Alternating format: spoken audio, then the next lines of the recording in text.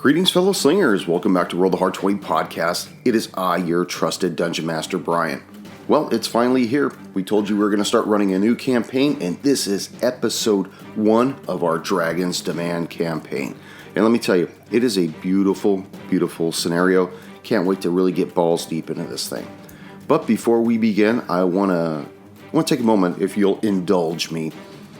A few years back, actually probably much longer than a few years back, probably like 15 years ago, I bought the Indiana Jones DVD compilation set and had Raiders of the Lost Ark, The Temple of Doom, and The Last Crusade, another bonus disc, whatever. But it was on that bonus disc that I was watching Steven Spielberg basically talking about the different movies.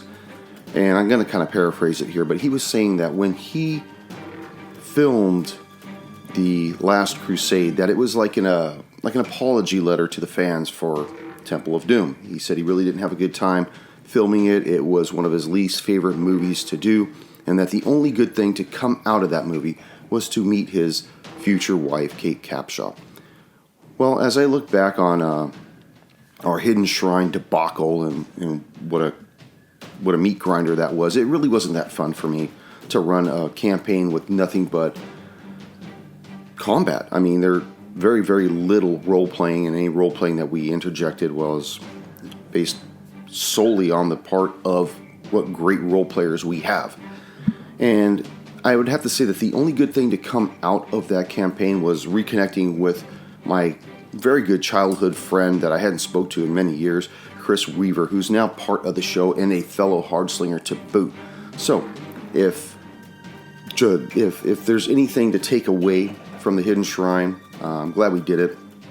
Glad we ended it when we did end it.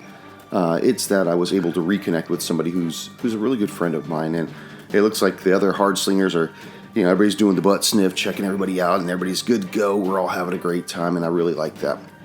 And so moving forward, I just want to kind of put that out there because it was kind of important to me, and half the time I like to tell you what's important to me and what's important to you. Which reminds me, don't forget, right into the show, ask us anything you need. We're at rollthehard20podcast@gmail.com.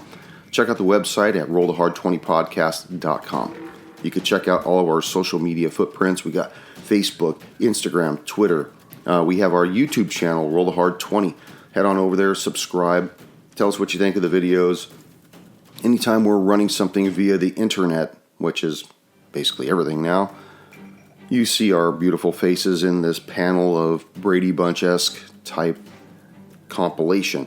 So make sure you check those out too. Remember, leave us a 5-star rating and review on whatever podcast platform you listen to the show on. All those analytics really go a long way in helping us be seen by everybody else.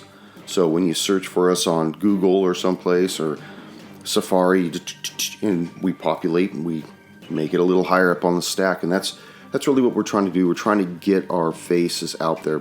You think after 2 years we would have our faces out there, but apparently we don't. Anywho, I think that about wraps it up, right? Anything left? Oh, well, maybe we should warm up our dice and top off our glass as Roll the Hard 20 podcast presents episode 1 of our Dragon's Demand run-through.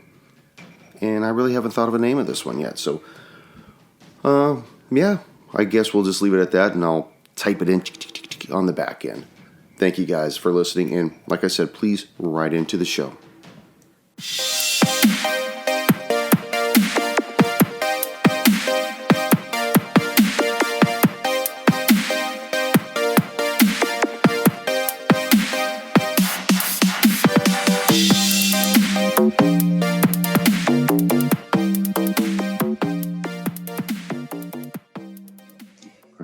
Fuckers are being recorded. Bum, bum, bum. Greetings, fellow slingers. Welcome back to Roll the Hard 20 podcast. It is I, your trusted Dungeon Master, Brian, and with me, the Hard Slingers. Yeah. That's right, bitches. And what we're doing tonight, we are finally running, for the first time, our new Season 6 campaign, The Dragon's Demand. Are you boys ready?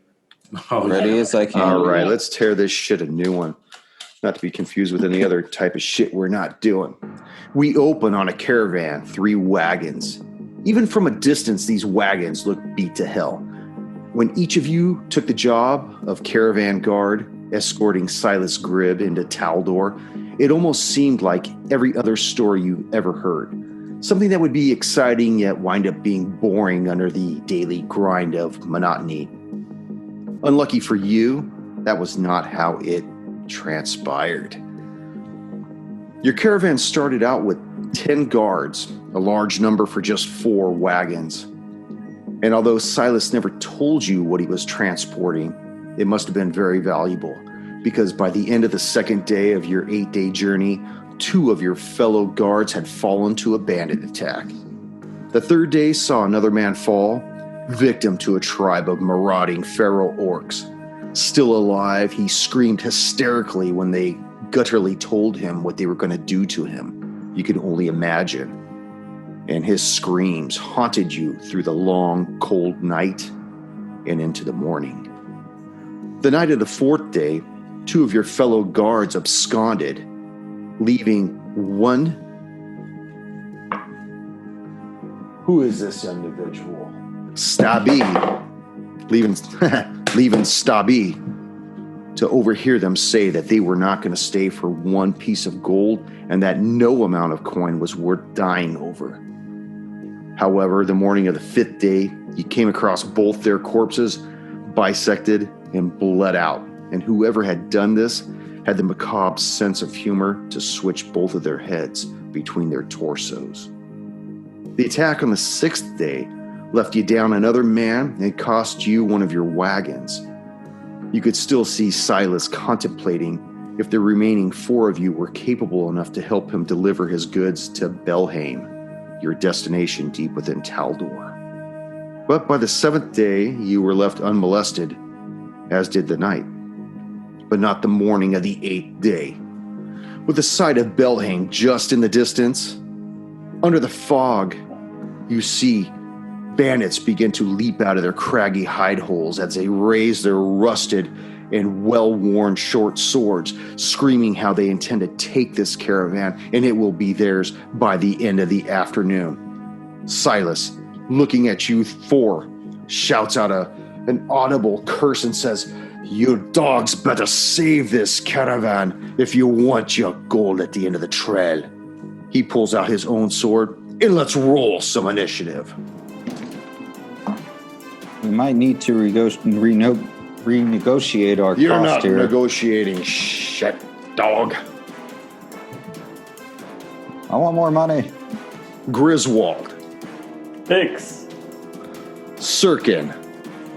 The hard 20. Oh, the hard 20. The first hard 20 of season 6. Sirkin, you're a badass. Stabby, what do you got for me? 18. 18. Flint. Flint hard shaft. What? 10? 10. Isn't that his name? Oh, Flint no. hard shaft or some wonky shit like that?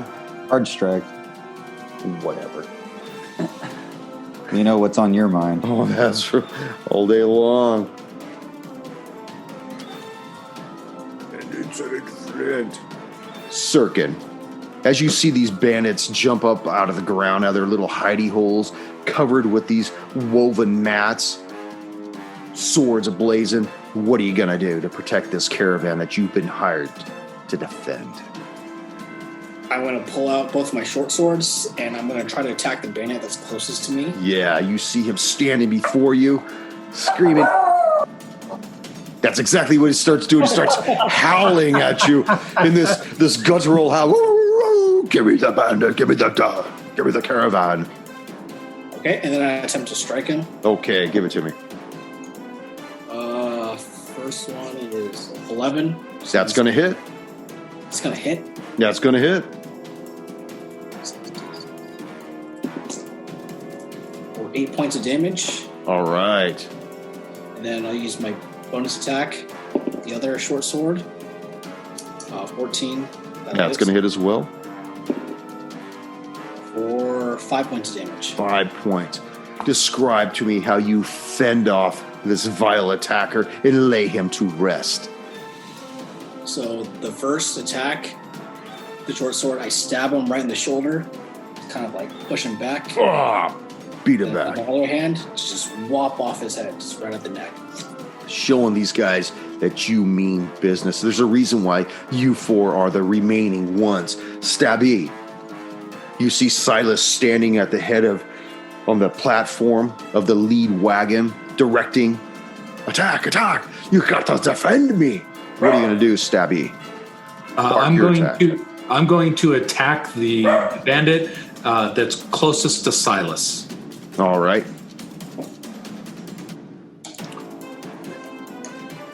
Come on. I'm waiting. 21. 21 will hit. All right. Let's roll some damage. 7. Piercing damage. 7. 7. He takes this and still going strong. Is that your only attack? It is. He looks at you with his short sword in hand and swings it down on you. 16 That hits. for 4 points of damage. Okay. The other one crosses the distance towards you, Griswold, raising his sword as well. 11 11 will miss. will miss as he feebly tries to attack, his mind already racing with the carnage that developed, and it's something he did not expect. The fourth one that's still remaining goes after Flint Hardcock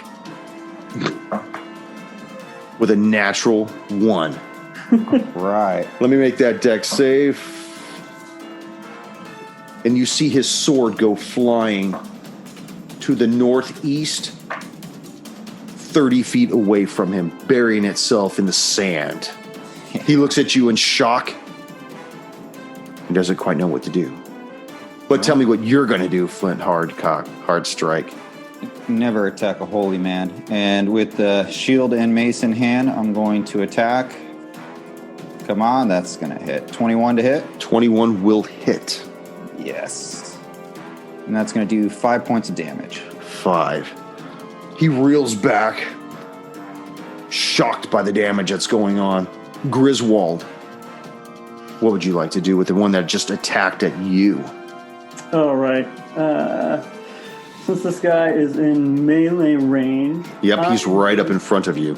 Yeah, I'm going to use Thorn Whip to make a vine-like whip covered in thorns and slash at him with it. All right, give it to him. Give it to him hard.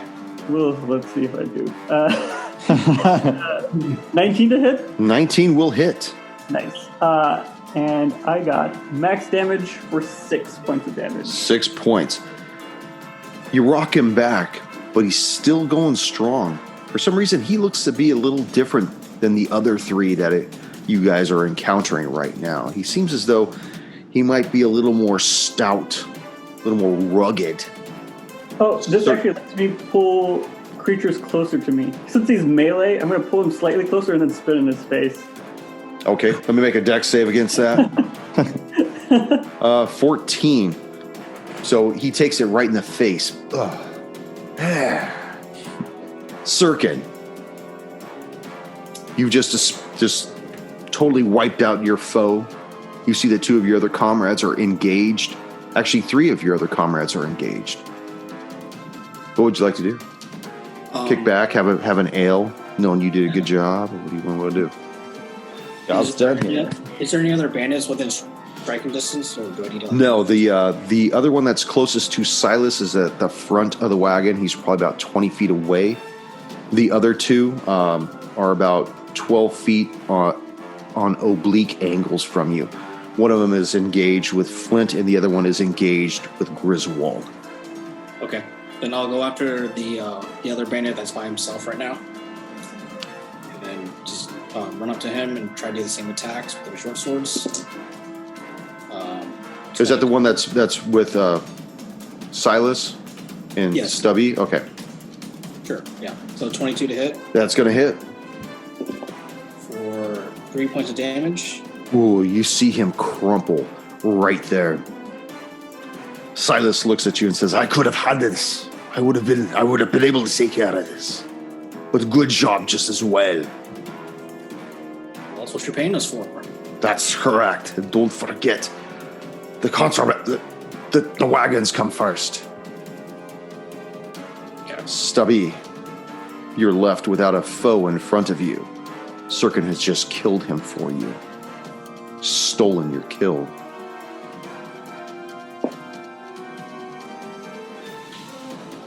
You're going to have to take that mic off mute, handsome. There's another bandit. There are Right? 2 more bandits. The one that you were fighting, Sirkin just wiped out. Okay. Are they aware of are the other bandits aware of my presence? They're all aware of everybody Everybody? in the confines of what's going on. Imagine you're all within a large circle of about 35 feet. Okay. How close is the closest bandit? He's probably about 12 feet away. The other one's probably about 14 feet. And they're both on different angles from you. Okay. I got rocked pretty good on that last one, so I'm gonna. Are any of my party members close to any of these bandits as well? Yeah, Griswold's literally hugging the guy he just spit in the face of. And Flint is giving this other man last rites right now. So Griswold gave one of the bandits a money shot. I'm gonna go over to Griswold and Give him a money shot. It only seems fair. Do unto. so I'm gonna attack the bandit that Griswold was attacking. Okay. Okay, and come on. 14. 14 misses.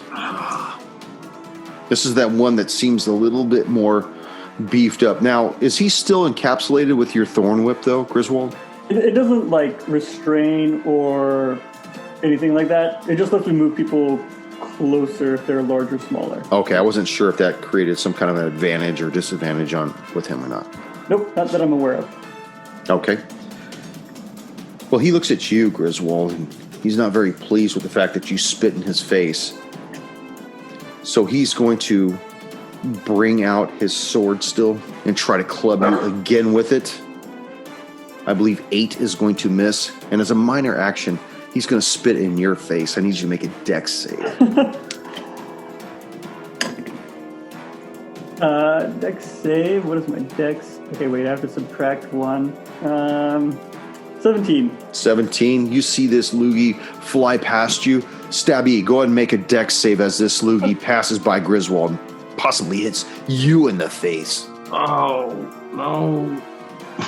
No. Fuck. 8.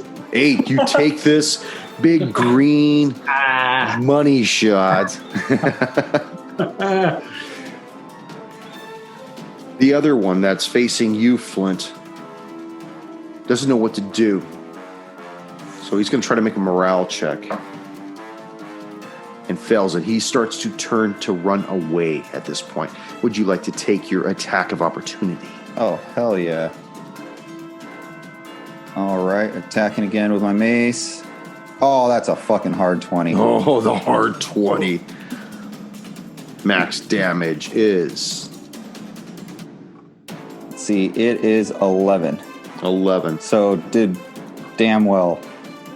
You basically just crunch in his vertebrae from behind as he turns his back to you, just tacoing him around your weapon and letting him fall right at your feet. You have one adversary left. From the background, you could hear Silas screaming, "Don't let him live. Kill that man. Set an example." Sirkin, what are you going to do? Is he within like 30 feet of where I am right now? He's within 30 feet. He's probably about, I think, 16 feet, somewhere in that area. Okay. Then I'll go up to him as well and try to attack him with my short sword. I'm going to re-roll that because Because you didn't like the outcome, or what? No, it was like I was just fucking with you. for 18 18's going to hit. for 6 points of damage. Tell me how you killed this man. I just run up right behind him, stab him right in the base of his back, straight through the spine. And you see his eyes grow wide in fear as he realizes that his life is now leaving his body. He looks at each of you in turn, possibly rethinking his life's choices, and then slowly just blanks out and falls to your feet. As you guys stand there amongst the carnage, from behind you, you can hear Silas kind of breathing heavy. He looks at each of you in turn and nods, and then begins to re-secure the stuff on the wagons that might have jounced loose in the middle of this melee. And he looks and he says, well, this'll most likely be their final attempt at getting at the goods. We should reach Belheim in about an hour, and I think we'll be good from here on out. Get on board the wagons. Let's get rested and get into town. How's the cargo looking? It looks fine. It doesn't look like there's any damage to it. Thank God. God's be on our side. He resecures, makes sure that all the canvases are tight and sealed so that nothing can be seen within the wagons that remain. As you guys make your final push into Belheim, you guys cross a bridge that spans a fast-moving body of water. And then Silas brings the wagons up to a large wooden building that just smells of horse piss and shit. You see that the hay has been strewn out into the street and mixing with the piss and basically just giving traction to the road that's out in front. You see under the wooden fascia a sign that says Dodgin Livery Stable. After a few moments, you see an older man come out, kind of limping, and you see Silas jump down, and they shake each other's arms, and he looks at the four of you, and he says, all right, lads, I'll take it from here. Why don't you go on over to the wise piper over there, and I'll be over there shortly to give you your payment. Across the way to the southwest corner, just across the street, you see another shitty-looking wooden building, but you see smoke coming out of the chimney, and you see people going in and out of it, so definitely looks more hospitable than the livery that you're at right now. What would you gentlemen like to do? When we pulled into town across the bridge, you said the tavern is on the left? The tavern's on the left. When you guys first pulled across the bridge, the livery stable is actually right on the corner. It's number 17 on your map. So it'd be in the southern... I'm sorry, it's number 4 on the map. No? Wait. What is it? Number 17 or 4? 4. 4. Because bridge. We came across the bridge. Yeah, okay, sorry. It's actually number 17. So you guys went across the bridge, made a right, went past what he described as being the Wise Piper Inn. Okay. So you guys are in front of number 17. I don't know if you guys got that map from last time. This is... It's right there. There, that's 17. This is the inn. Okay, so 17 is the livery, and you said 3 was the inn? Or 4? 4. Okay. Yeah. Okay. I look at the... Go ahead. I was going to say, as he pops down, he greets the man. He's Lazara, how have you been? Here's the manifest for what we got. And they start going over the sheets of paper and start looking at wagon number 1, basically, and letting you guys do whatever you want to do at this point. So I look back at the group and say, hey, are you guys kind of interested of what we just almost gave up all of our lives for with these wagons? Are you at all interested in what is in these wagons? Because I am. Yeah, kind of interested. Okay. Are you guys on board with me maybe sneaking over there and kind of figuring out maybe what's in there? Maybe we can cut a sweeter deal. Where are all you guys at in relation to the 3 wagons that are like it? If Silas and Lazar are at the front of the first wagon, where are you guys at? I'm probably the furthest away from the wagons, probably closest to heading out to the tavern or Okay. wherever he suggested we go. Probably So closer to Sorry, forgot your character name. I'm DM. No, I know yours. Read all the Sarswin. names, man. Everyone's got their name up. That's- I know. Sirkin. I forgot. You need some glasses, that's why.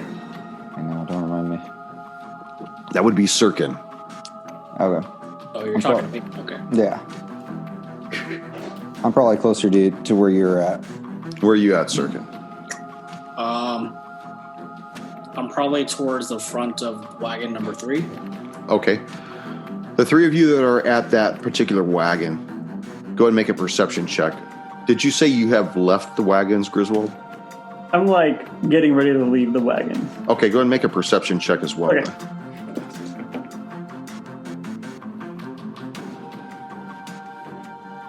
Griswold, what do you got?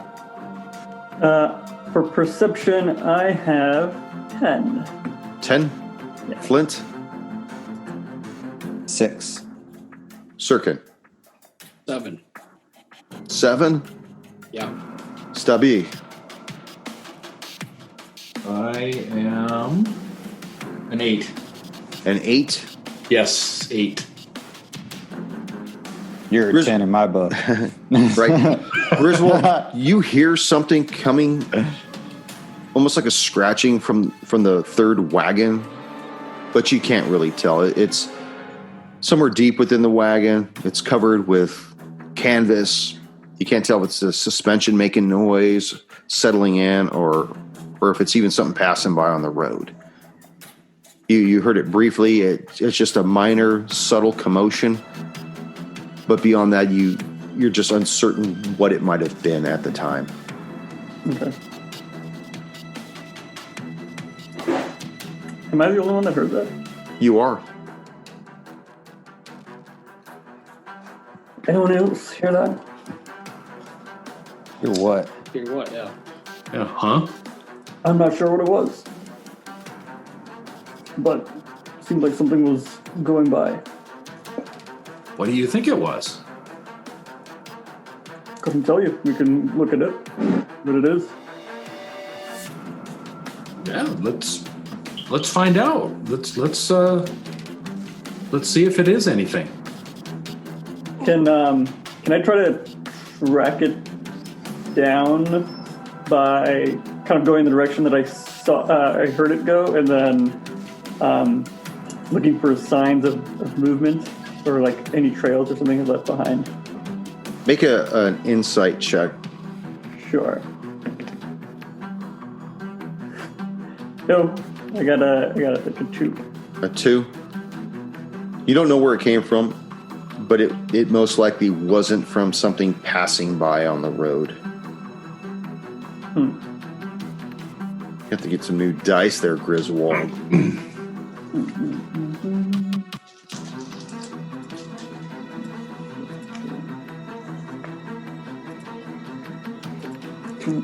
Does anyone else want to try and track it down or figure out what it could have been? Sirkin, why don't you make another perception check? Okay. 15. 15? You're not certain if this is the same noise that Griswold may have heard, but you hear like a slight faint scraping, possibly, maybe a tapping or a padding coming from the third wagon, somewhere under the canvas itself. Do you guys hear that? Still again. No. Didn't hear anything. You guys sure you're not just tired from the travel? I think I'm pretty sure something coming from this wagon.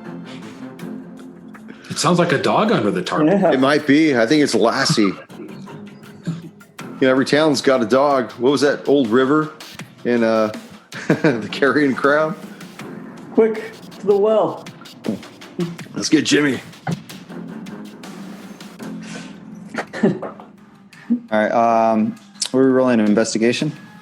You can roll whatever you want. Just tell me how you want to employ it. I want to go closer towards the wagon that we hear Lassie from. Okay. Also make a perception check. A separate Okay, check. Yeah, check on that as well. Perception is 12. 12. You hear Silas and Lazara have left the first wagon. They're now moving on towards the second wagon. You see them slowly peel the canvas back from the front side, not the back side, and they start going over the manifest of what's in that wagon. So kind of get an idea that they've concluded the first wagon. They're now moving on to the second wagon. And eventually they're going to move on to the third wagon. Okay. Any weak spots on the coverings on the wagons that maybe I could blame on just wear and tear from the travel?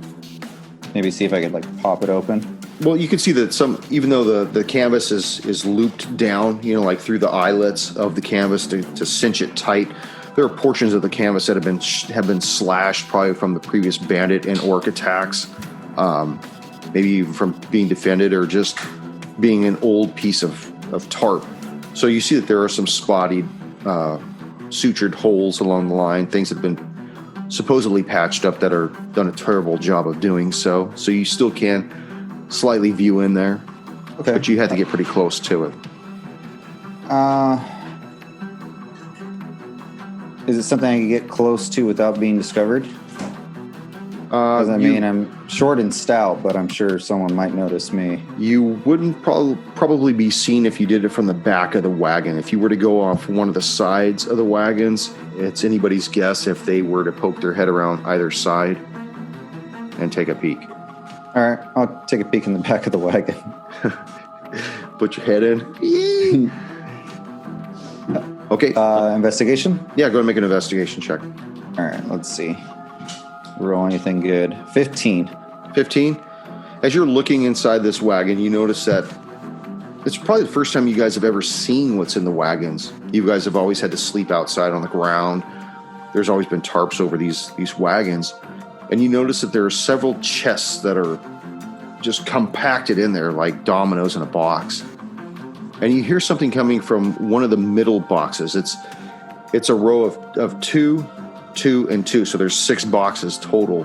And from one of the center boxes, it sounds like you hear a slight scraping type of a noise.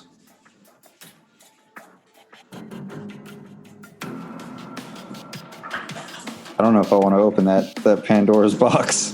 I think you should definitely open the box.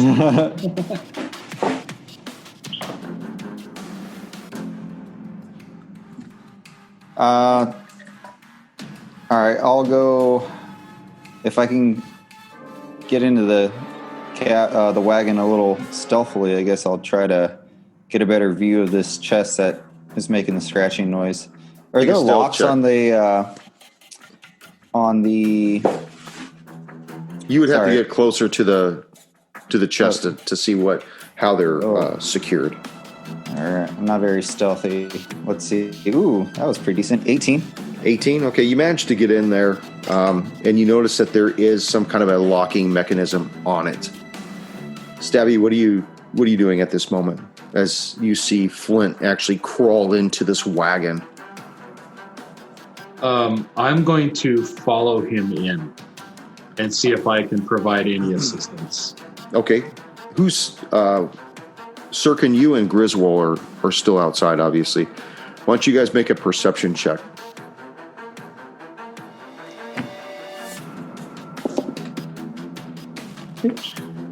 I got an 18. 18? Sirkin? Yep. 7. A 7? Yeah. Okay. You're watching your 2 comrades go into the wagon. Grizzle, as you're standing outside looking around like, what are we doing, guys? We shouldn't be doing this. You notice that there are 3 men walking towards you from across the street, not from the Wise Piper Inn, but from somewhere else. You really didn't see where they were coming from. But you notice that they look very well armed, and their attire looks very clean. One of the men is leading the other 2, almost like a triangle formation. He looks to be older. He's got a like a handlebar type mustache.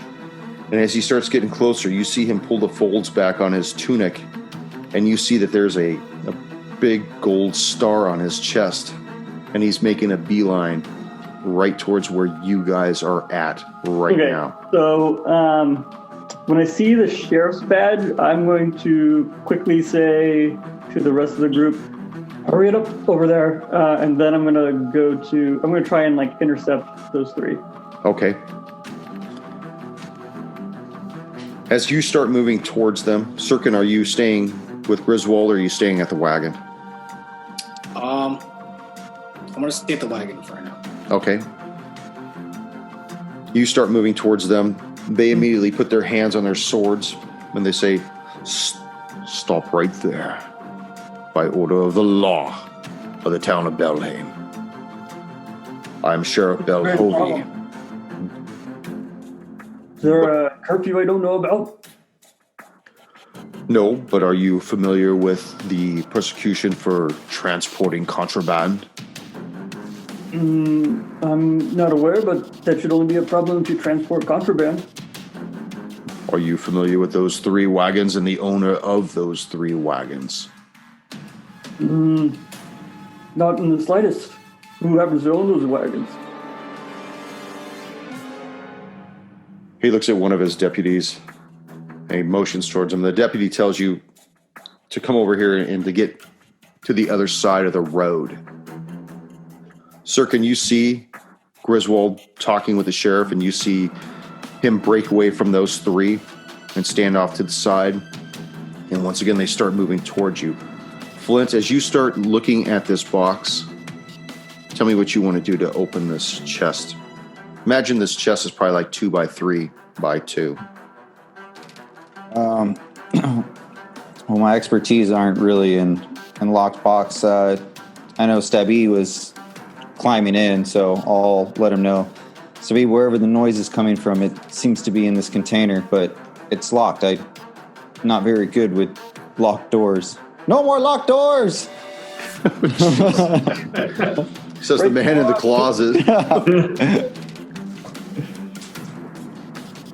I could take a stab at it. Oh, what a shitty pun.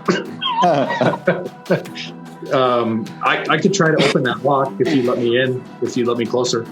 Yeah, I'll back out the back end of the wagon, and So you actually plop out like a turd flopping out of this thing. I hope I land on my feet though. Okay, so you pop out of the wagon backwards, and right next to Sirkin as he's saying, I know nothing about these wagons, to 3 strange men. As you're doing that, you hear from the front of the second wagon, what are you doing in my wagon?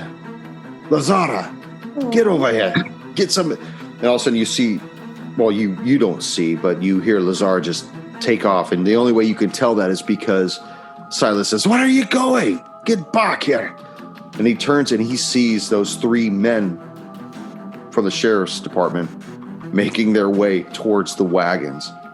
Stabby, what are you going to do from inside the wagon as you hear some of this commotion going on? I'm inside the wagon, so I'm kind of committed. Yeah. I'm gonna try to open that lock. Okay. What do I need to roll? A dex for a lockpick? Yeah, make a dex check on it.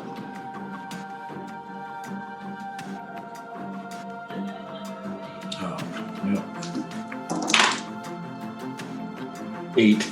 8. Yep. As you fumble with this lock, you didn't realize that at the time that it had a bell on it. And as you fumble the lock, the bell starts ringing. Ding-a-ling-a-ling-a-ling-a-ling. It only rings for a few seconds, but it's enough to get everybody's attention that's outside. Those of you that are outside, you see that the 2 deputies pull out hand crossbows and start aiming them at the caravan. You hear them shouting for everybody to hit the deck and get on the ground, telling Silas, get on the ground. telling Sirkin, you get on the ground. Flint, down on the ground. Griswold, you're watching all this shit unfold from the peripheral corner of all the adventure right now. What do you want to do? Now, the Wise Piper Inn is right behind you, so... I am going to keep my distance, but I'm going to move up, but I'm 30 feet away. See if I need to do anything. I'm not going to do anything until I need to. Okay. No reason to draw attention to myself. Sirkin, I'm imagining, do you jump on the ground? Do you... Yeah, I comply with it. Okay. Flint, do you comply? He smashes the 40 in his hand and yells out, "Scatter! The jig is up!" No, I'll comply. Okay, so you guys are on the ground, and you hear the man who announces himself as being Sheriff Behavoy come up and says, "Well, and what would you two be doing back here at the back of this wagon?" Seem to lose my spectacles. In the back of the wagon, could I assume that you're part of this? By the way, I just want to let you know that Silas also dropped to the ground as well. Oh, he did? He didn't Yes, fail? he did. No, they saw him, and they drew down on him to make sure he wouldn't take off. So he's down on the ground as well. The sheriff looks at one of his deputies and tells him to go over and hitch that dude up. So he goes over and puts his knee in the back of his neck, and to the point where he puts his knee in the back of his neck, and he cinches up his hands and stands him up. And the sheriff looks at you two and says, "So what are you doing with Silas Gribb?" Silas Gribb? I thought I ordered my spectacles through Pony Express. They're having a great deal. Don't get cheeky with me, dwarf. Now, Stabby, you just heard this bell go off several times, and you're stuck in the wagon at this point. Make a perception check while you're in there.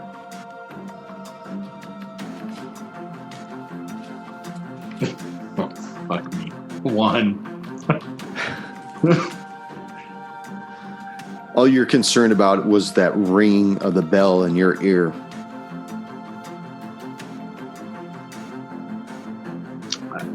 I'm gonna stay where I'm at. Okay. I'm gonna try to hide if I can, like blend in with what's in the wagon at this point.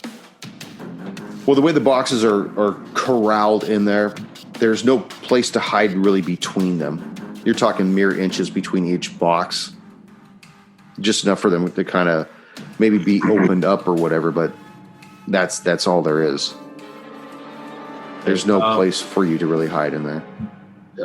Can I make my way out the front corner of the wagon under the tarp without being seen? Yeah, make a stealth check. Yeah. And you're a rogue, right? Yes. All right. 12. You fall out the front. On the other side, closest to the livery. To the livery, yeah.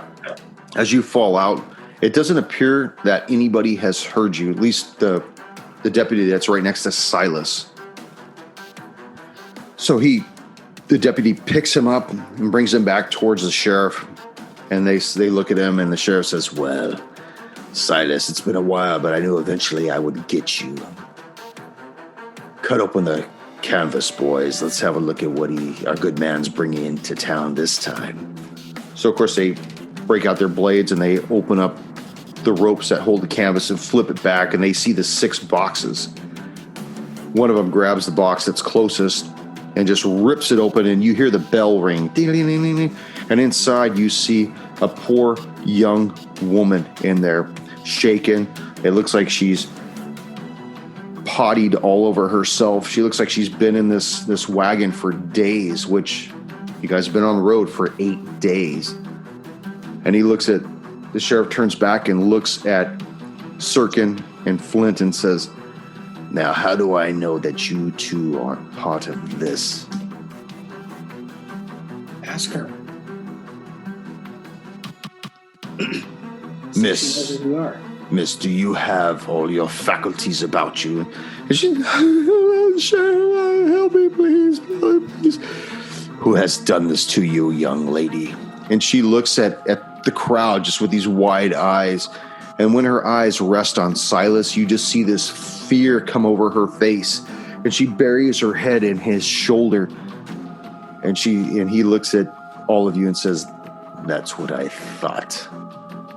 As for you two, Dwarf A and Dwarf B, are you a dwarf, Sirkin? What are you? Oh, you're a half-elf. Half-elf. Well, as for you, Dwarf, and you, Halfie, don't leave town without seeing me first. All right, men. Let's get this piece of crap out of here. And he looks at one of his other deputies, Polly. I want you to go through and open up the rest of these crates and get some assistance down here. We're going to need the doc down here with all of his assistants as well. And you see him run off to the aids station, and basically everything starts moving really fast around the wagons. I mean, without a doubt, Silas is going nowhere at this point. You see a few more deputies come, and everybody's trying to do what they can around these three wagons, leaving basically the four of you to do whatever you want at this point. All right, time to check out the Piper Inn. Yes. No, we'll just be over here. You got a front row center seat of it. Yeah, I know I'm not close to the rest of the group, but I just realized that we haven't been paid. You're right, And you haven't. We haven't been paid, and our boss, so to speak, air quotes, has not paid us. Am I close enough to that front wagon to see if maybe he's left a coin purse or something up in the front without being detected? Well, with the size of this town, and with the deputies that are at this caravan, at these wagons right now, it's almost like being in Irvine, where it's really low crime, that when something happens, all the cruisers hit it. So everybody that's on duty are at these wagons, including the doctors and their assistants and stuff like that. So there's really no getting close to any one of these wagons at this point. Okay. And this goes down like within moments. Got Okay. all eyes on us. Yeah, I mean, they're nobody's really watching you per se, but they're definitely watching the wagons. You got guys, some of the deputies are going over it. Everybody's checking out the people. You see the lids of these boxes pop open, and there's 18 boxes. And that at one point you lost a wagon. So there were 6 individuals that, who knows what happened to them, probably a horrible life at this point. But as far as the 18, 6 per each wagon, they're being checked over by the deputies. They're being checked over by the doctors and everybody. There's men, there's women, there's children, and everybody's in rough shape. And they're not all humans. See, there's some elves, there's some halflings in there, there's a tiefling, just all different makes and models, basically. One way to put it. I want to where I'm at. I want to see about getting back with the group, but in a way that doesn't look like I just came from the wagons. Oh, yeah, at this point, all the eyes are off the livery stable. They haven't even actually pursued Lazara at all. And every time they try to squeeze Silas for who his in-town connection is, he's remained silent. Which way did Lazaro run off? He went back into the livery stable. Well, I'm right there. I'd like to go talk to that guy and see if we can recoup some of our pay. Okay. So you head into the livery stable. Sirkin, what do you and Griswold and Flint want to do? I want to follow him into the stable. Okay. I'll So you stay guys- as a lookout. Yeah. Okay, you're going to stay outside as a lookout. What about you, Sirkin? I'll stay with Flint as lookout for right now. Okay. You see that You hear somebody growling. It sounds like Silas, and you could tell that the deputies have been basically roughing him up to try to find out who his connection is. He's already suffered 2 broken fingers at this point, and yet he remains silent. Griswold, as you and Stabby go into the livery stable, you see a ranch hand type of a guy, just big, shoveling hay, trying to keep it in the stalls of this building. Doesn't look like Lazara, though. Not the same guy that came out.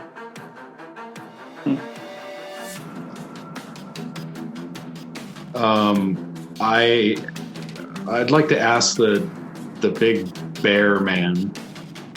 Hey, did you see somebody running through here that a minute ago? He kind of turns toward you. And he looks like Master Blaster from Thunderdome. You know, he's just Mongol looking. And you hear from in the back, "What's going on there? Toddy, what's going on?" And you see this old man come out, and you recognize him as being Lazara Dodgian. Got this peaked nose, gray stubble all around his chin, balding. "What do you want here? What the fuck do you want? We don't rent horses here." Well, we were supposed to we saw you talking to Silas outside, and it looks like now he's talking to the law, and we helped him get those wagons here, and we haven't been paid. Silas who? I don't know no Silas. Don't try to be cute with me, old man. We saw you with him. Look, you don't know shit. Silas knows to keep his mouth shut. You think I'm the top of this pyramid, you fool? If you know anything good, you'd keep your mouth shut, too. Toddy, show him what I'm talking about. And this big dude turns around. He's got this pitchfork in his hand and kind of starts to lumber between you two and Lazara. Just get out of here before things get really ugly. And whatever deal you had with Silas is between you and him. It's got nothing to do with me. We all take a hit. You think I didn't take a hit just now? That idiot shows up, tell me you lost one of the wagons. Right. Who do you think hired those idiot bandits he said your wagon fell victim to? Think about that. Yeah, you cough about that too. So I look at Griswold and I'm kind of like, what are we gonna do? He kind of like motions for you to get the fuck out of the livery stable. What is the stable made of? Wood. All right, I produce flame. We can burn it down. Burn down, Pookie. Flame! Messing with flame, right? He drops the pitchfork and actually starts running from it. You think you're hot right? Shit, huh? Produce flame. Anyway, he was shoveling hay, or was he shoveling shit? Probably a mixture of both. Just shoveling from one stall into the other and then back again. He's definitely a product of two very close relatives. A lot of branches on that tree, huh?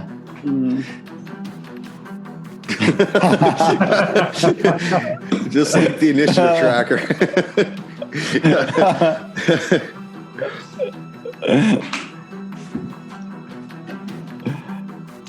So Flint, you and Sirkin, you guys are witnessing basically all the liberation of these individuals. You see the doctors and the nurses and whatnot taking them out of the wagons and actually taking them towards their respective business, wherever it's at, somewhere close by in the town, you see the sheriff and his 2 deputies having hitched up Silas, actually put him in one of the wagons, and then they each take a wagon, turn them around, and start leaving the town of Belhaim, going back across that bridge you guys originally crossed. And before long, whatever was going on in front of the livery stable is gone. People start going back about their business, start milling back into the Wise Piper Inn or wherever else they were at, the Glass Works, every place like that. Before long, it's just you two standing on the street waiting for Stabby and Griswold to come back out of the stable. So everyone's attention has gone just pretty much to the wagons and what's the people out of the wagons, and they're not really paying attention to what's going on this end of the barn, right? Not anymore, no. No? Okay. I mean, the big hoopla's gone. They really didn't notice you four, so you don't know. They don't know where you came from, or according to you, everybody said that they were not part of whatever Silas had going on. All right. So we got lost in the chaos. Yeah, and for some reason, Silas managed to keep his mouth shut about anybody. Didn't say anything about you four. Didn't say anything about Lazara or anything else.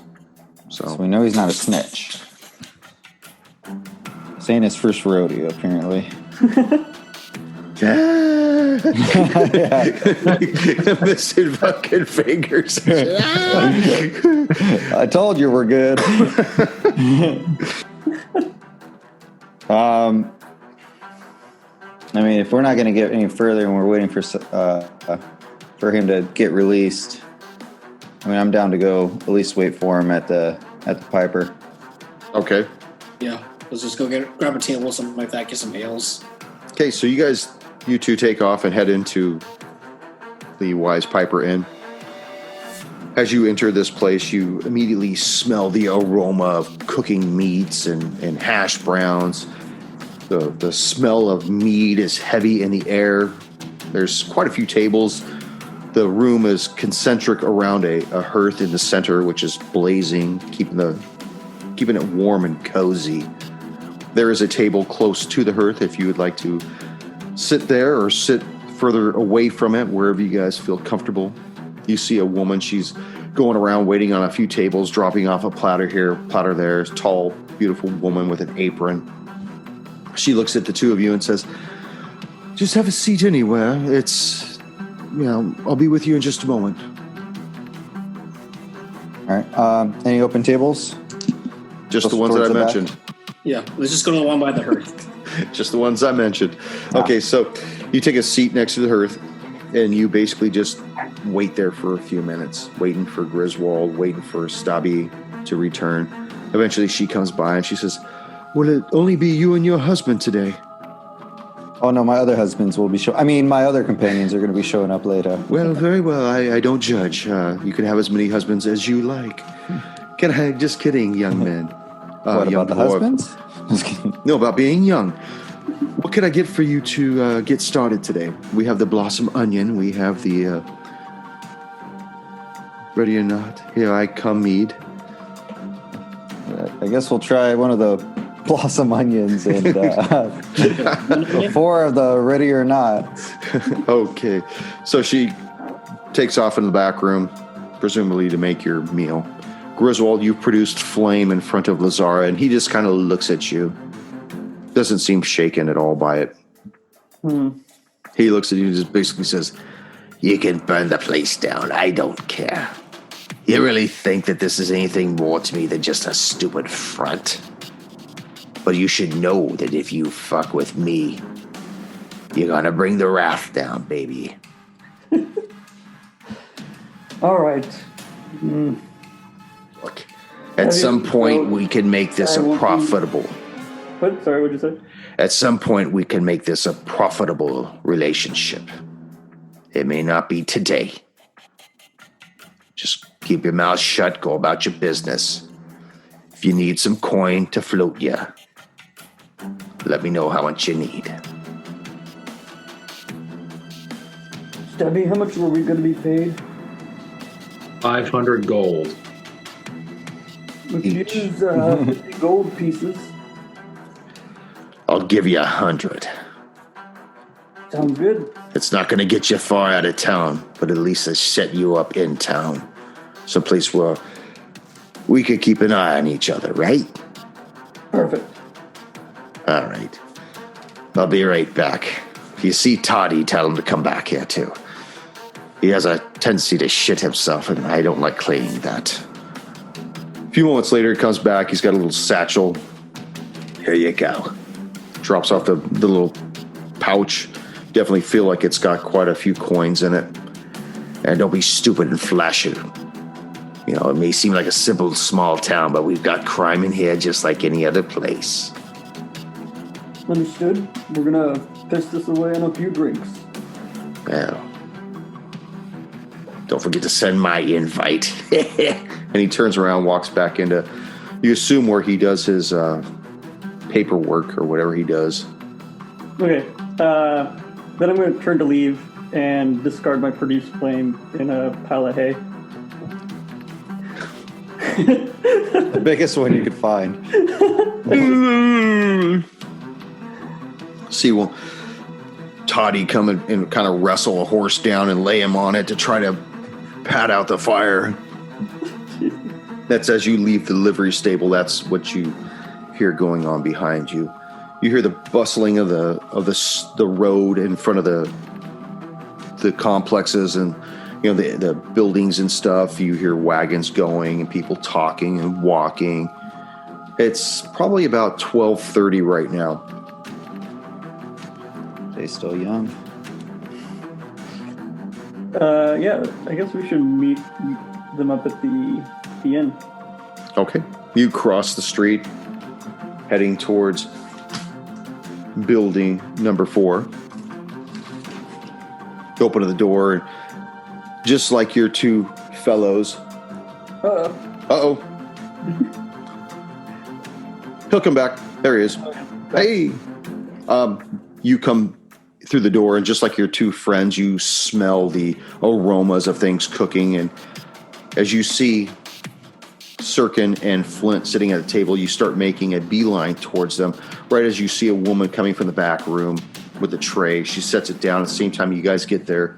Beautiful service. She lays out the mugs of mead. She lays out platters of meat and this giant, awesome blooming blossom in front of you. And she says, well, if there's anything else I could get for you, just let me know. My name's Talia. I'm the proprietor of this establishment.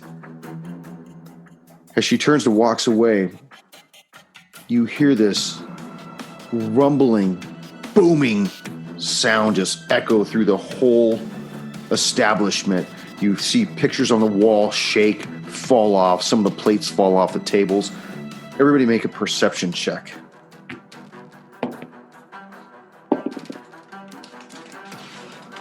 Sirkin. 13. Flint. 11. Stabby. And Griswold. 25. 25. Oh, yeah. Flint, Sirkin, and Stabby, you guys are just, you're shocked by this. You have no idea what this could be. But Griswold, to you, it almost sounds like a massive landslide or a cave-in that's occurring. But from a distance, it's like it's not right here, but it must have been large enough for it to make its way to wherever you are. A few minutes later, or a few moments later, I should say, the front door kicks open, and you see this raggedy old man come in screaming, "The witch tower's fallen! The witch tower's fallen!" And all of a sudden, a bunch of the patrons get up from their tables. As he runs back out, they all start following him outside, out into the street. And you could see through the windows them all looking off in the distance, basically leaving you alone with Talia in the restaurant itself. I'll put down one of the gold coins and then leave to go outside and see what's going on out there.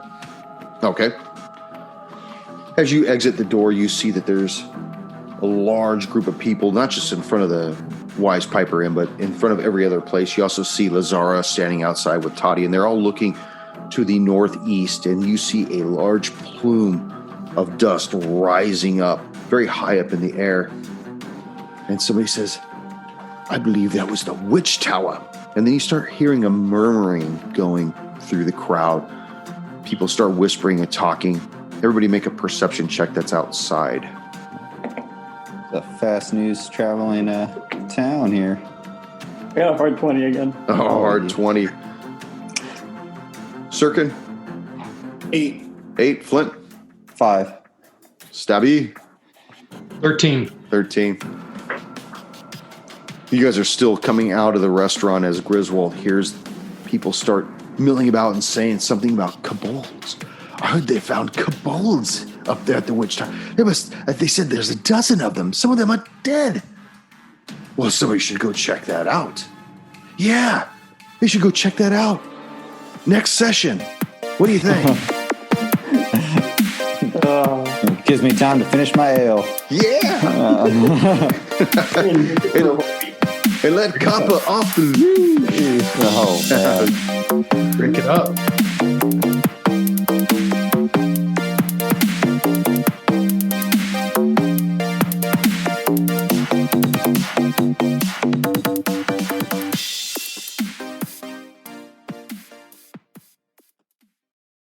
Thank you for joining us once again on Roll the Hard 20 podcast. Remember, you can find us and subscribe to us on iTunes, Google Play, Stitcher, Spotify, and iHeart Radio. And if you like what you're hearing, please leave us that 5-star review. You can also contact the show directly at rollthehard20podcast@gmail.com or head on over to the website at rollthehard20podcast.com. And be sure to check out the galleries. We got a lot of really interesting stuff posted there. And finally, join us on our Patreon page at patreon.com/rollthehard20podcast. There are ways for you to help out the show and pick up swag. So until next session, keep your dice warm and your glass full as you roll those hard 20s.